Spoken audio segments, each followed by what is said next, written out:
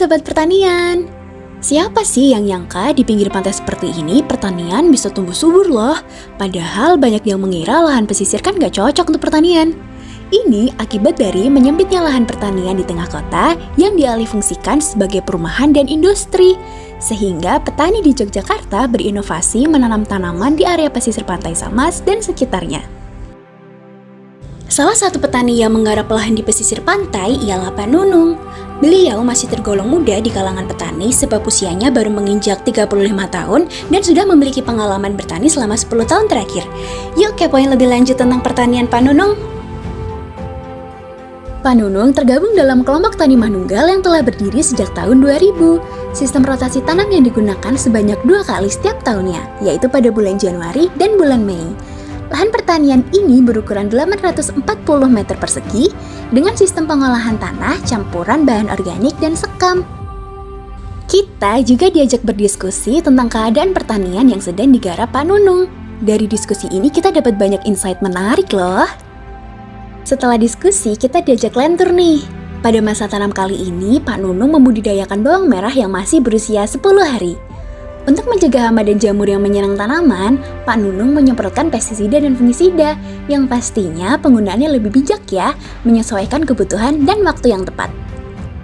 Pada aspek perairan, lahan Pak Nunung memiliki sumur bor dengan kedalaman 8 meter. Air dari dalam sumur dipompa menggunakan pompa air listrik yang kemudian disambungkan dengan selang. Pak Nunung memilih menyiram bawang merahnya dengan selang dibandingkan sprinkle karena dinilai lebih menahan kelembaban air dalam tanah.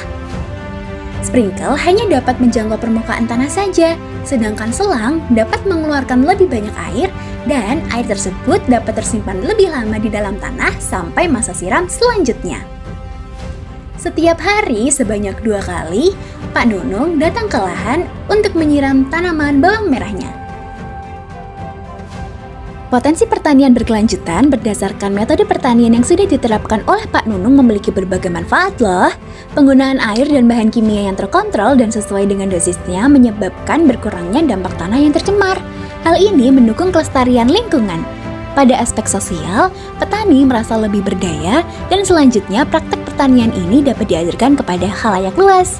Dan secara ekonomi juga, petani merasa dengan penerapan pertanian berkelanjutan dapat menekan biaya produksi dan meningkatkan pendapatan petani. Tidak hanya para petani, masyarakat sekitar juga merasakan manfaatnya. Masyarakat merasa pasokan bawang merah menjadi lebih stabil, kualitasnya lebih baik, dan harga di pasar pun jadi lebih terjangkau. Dengan pertanian yang berkelanjutan, desa menjadi lebih kuat, ekonomi lokal hidup, dan lingkungan tetap lestari. Sekian dari kami, kelompok 12 pamit undur diri. Bye-bye!